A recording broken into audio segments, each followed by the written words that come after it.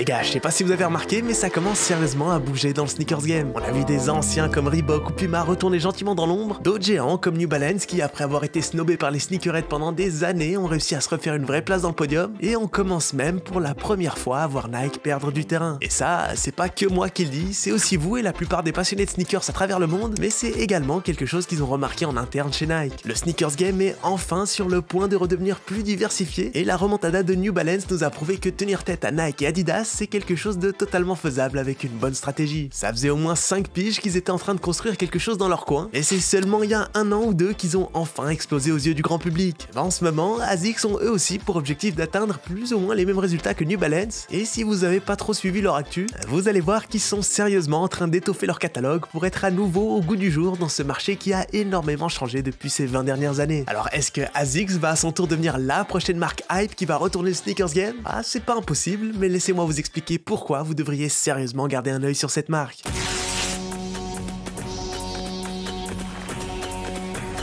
Très bien. Ah, les voilà. Bonjour les jeunes. Bonjour.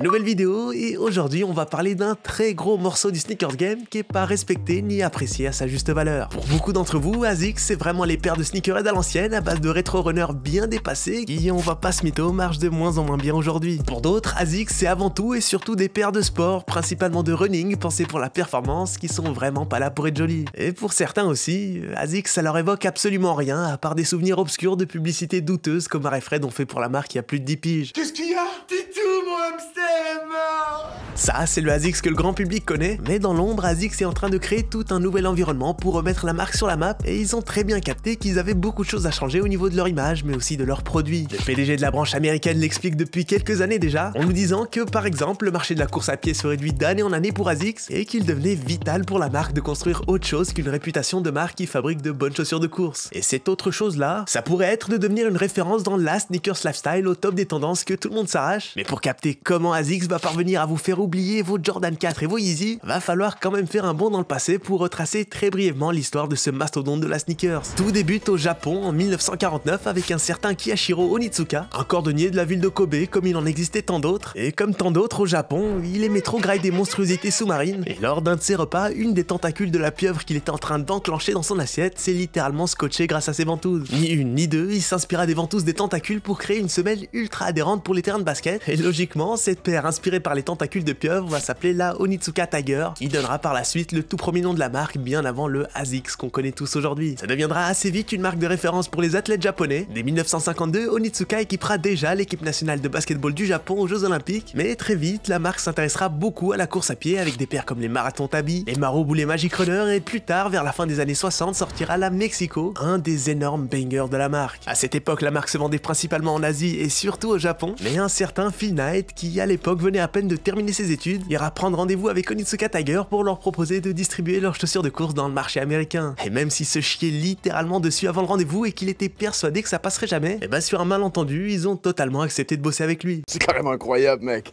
Vous l'avez capté, ce zigoto, c'était celui qu'on connaît aujourd'hui comme le fondateur de Nike, et de cette relation entre Phil Knight et la marque japonaise naîtra plus tard la Cortez, qui était initialement un modèle d'Onitsuka Tiger pour le marché américain, mais pour des histoires de magouilles de contrat, Phil Knight et son entreprise Blue Ribbon Sports se séparant d'Onitsuka Tiger pour créer leur propre Cortez avec leur nouvelle marque Nike, et de son côté, Onitsuka Tiger a été forcé de renommer sa paire la Corsair, mais ça lui empêchera pas d'être quand même un best-seller au Japon. Pour le reste de l'histoire, c'est seulement en 1977 que la marque se renommera ASICS, qui est en réalité simplement une abréviation du slogan de la marque qui veut dire un esprit sain dans un corps sain, et au fil de son évolution, on verra l'apparition de plusieurs nouveaux modèles iconiques, de technologies innovantes, de sponsoring réussi, et de références dans le cinéma pour en faire une des marques de sneakers les plus populaires au monde aujourd'hui. Et même si en Europe on les connaît surtout pour leurs paires de running, ils sont en réalité présents dans quasiment tous les sports, même si personnellement j'ai absolument jamais vu un être humain jouer au foot avec des crampons ASICS, bah apparemment ça existe. Le football, il a changé.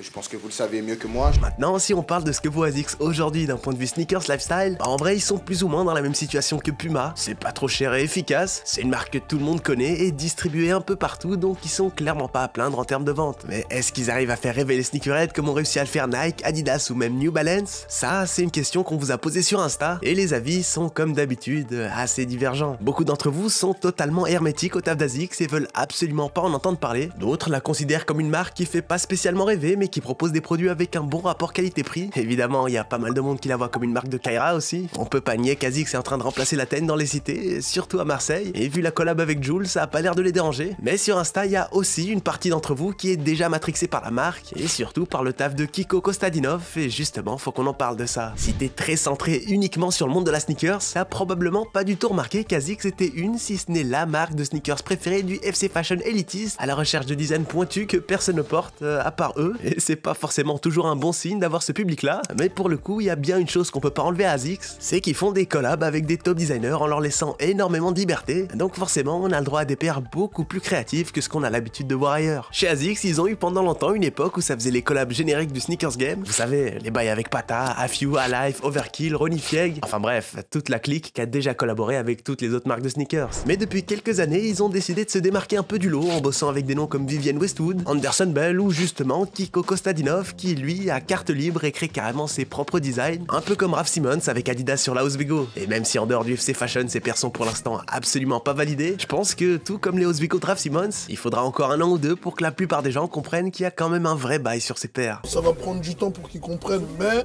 ils vont comprendre. Ils vont comprendre. Pour qu'une marque de sneakers soit vraiment pertinente aujourd'hui, je pense qu'absolument tout le monde a remarqué que ça joue beaucoup sur les collabs, et ça tombe bien, il y a un peu moins d'un an, Azix a lancé Azix Collective, une initiative de la marque pour développer encore plus leurs collabs avec des marques, des designers ou des artistes, et pour mener ce projet à bien, ils sont quand même allés chercher Angelo Bach, un mec qui a bossé 10 ans chez Supreme et qui était carrément directeur de marque, et il s'entoure déjà de mecs comme Tremen Emory, qui lui est le directeur artistique actuel de Supreme. En d'autres termes, chez Azix, ils ont constitué une équipe d'Avengers pour mener la mission à bien. En tout cas, sur le papier, ça a l'air très sérieux. Ils ont très bien capté qu'il fallait s'entourer de designers créatifs, mais aussi d'acteurs majeurs dans la culture urbaine, et les étoiles sont aussi en train de s'aligner pour que les tendances tombent totalement dans le créneau de la marque, avec les paires techniques pour le FC Gorkcore, ou les runners dans le délire Y2K, qui sont toujours d'actualité en vrai. Et là, on pourrait sérieusement se demander si, après New Balance, est-ce que ça serait pas au tour d'Azix de revenir dans le game? Ah, bonne question.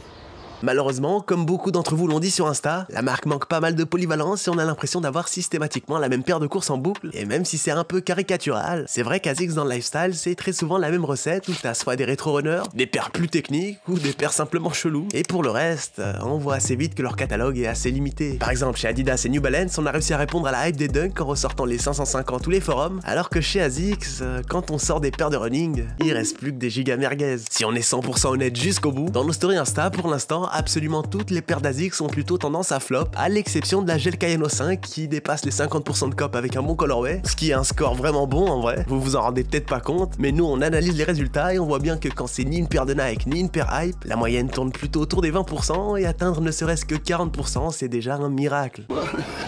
C'est vraiment pas nice. Bon voilà, pour l'instant Azix est encore au balbutiement de sa hype, et même si beaucoup de leurs collabs sont très réussis et qu'ils ont trouvé leur public, on est encore assez loin de la hype mainstream, mais rappelez-vous de notre sondage avant et après le matraquage marketing des Adidas Forum, ça bouge très vite et je pense qu'on va avoir le droit au même retournement de veste pour Azix, même si j'ai l'impression qu'ils sont un peu bloqués dans leur rôle de marque très running comme peut l'être Salomon avec le trail, et on risque d'avoir du mal à les voir proposer autre chose. Enfin ça c'est mon avis, maintenant à vous de nous dire si vous voyez bien Azix prendre beaucoup plus de place dans le sneakers game. Comment on veut cette vue? Comment on veut cette vue? Comment on veut cette vue? Je peux plus vivre cette vue.